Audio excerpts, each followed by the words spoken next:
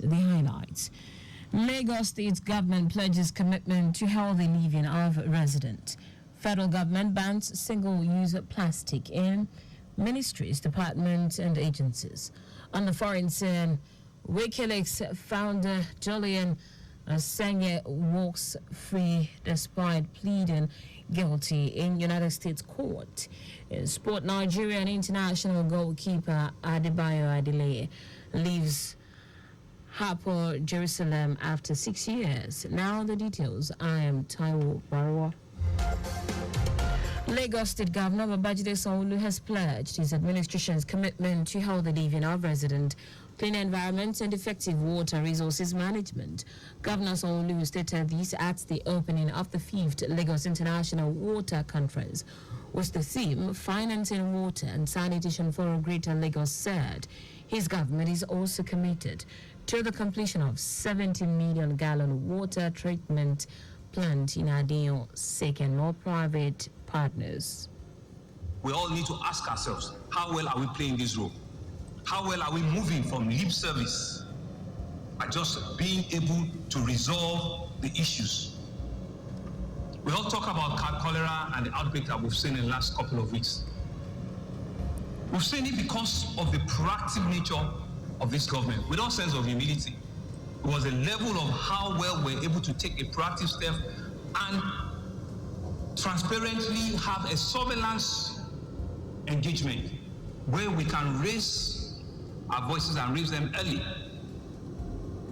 Minister of Water Resources and Sanitation Joseph Osef, while commending Lagos State government for being at the forefront of policy in the water sector, noted that addressing challenges confronting the sector and issues of climate change required considered effort and innovative financing through public-private partnerships and community engagement.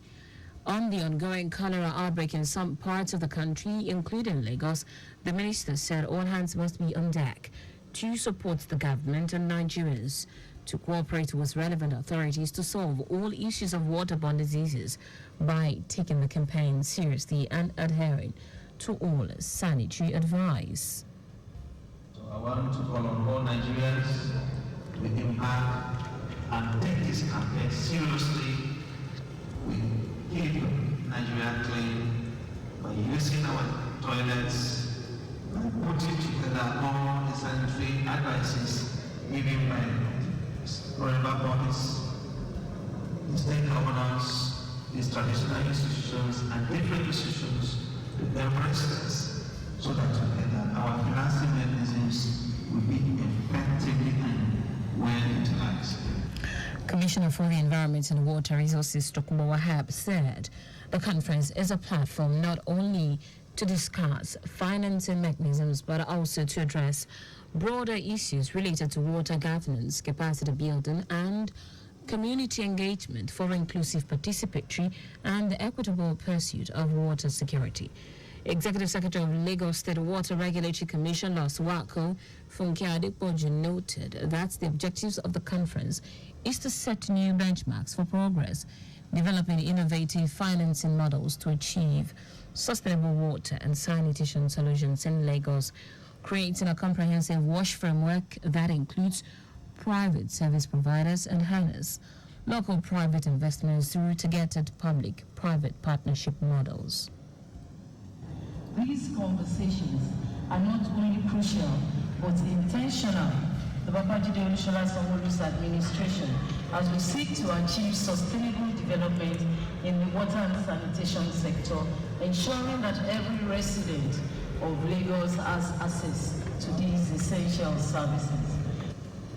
Stakeholders at the event, including members of diplomatic corps, were unanimous in agreement that access to clean water and sanitation is a non-negotiable in solving water challenges in Lagos and across the world and mitigating climate change impact. Yet every time it's like, okay, we need to clean the gutters because the gutters have been swamped with plastics, with debris, with people building houses on them. And it requires a systematic approach with systematic enforcement to make sure that it doesn't happen every year again. You need capacities for the people in the sector, the public sector, to be able to get their work done. Then you need financing. Regardless of how good the enabling environment is, if you don't have adequate financing, you can't do anything. You can't institute projects. Our correspondent Adiola Kimili reports that at the end of a two-day international conference, it is expected that actionable strategies will contribute to the broader goals of WASH in Lagos would be achieved. Lagos State Governor Babajide Sanwo-Olu has urged residents and all relevant stakeholders in the state to build resilience and commit to being fire advocate champions to reduce incidents across the state. Governor Sanwo-Olu made the plea while speaking at the Maiden Lagos International Fire Safety Conference 1.0 aimed at ensuring dialogue, knowledge sharing, partnership building and collaboration in line with global best practices enhancing innovation solutions. The governor called for concerted effort towards community engagement to foster advocacy and sensitization with a view to creating more awareness among residents that minimizing fire risk is a collective responsibility for all, irrespective of religion, tribe, or status. Sadly, we recognize that government cannot do all of this alone, and we still have a lot more to do. Community involvement is equally very vital. Educating our citizens about the fire risks and preventing strategies is an essential component that will create a culture of safety. Community groups, religious organizations, educational institutions, traditional institutions all have a pivotal role at disseminating information, knowledge sharing, and fostering a sense of collaborative responsibility. Commissioner for Special Duties and Intergovernmental Relations, Olubenga Oyeredi, said the state government had been proactive in its response to fire and emergencies with the provision of fire equipment to mitigate disasters. The event had in attendance various stakeholders, including representatives of traders, religious organizations, community development associations, student and international partners. Meanwhile, Lagos Traffic Radio has been awarded as the best radio station for its role in promoting fire safety awareness. The award was received by the General Manager, Taiwo, accompanied by some members of the station's management staff.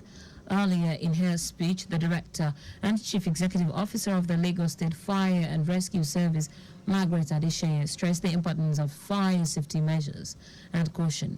Adesheye, who advocated public-private partnership to raise awareness and develop comprehensive safety measures, also called for greater collaboration with the public to ensure effective disaster management. In a goodwill message, Assistant Controller General of the Federal Fire Service, Ijoma Achi, commended Governor Sanwo-Olu's leadership and dedication to the safety and well-being of Lagosians.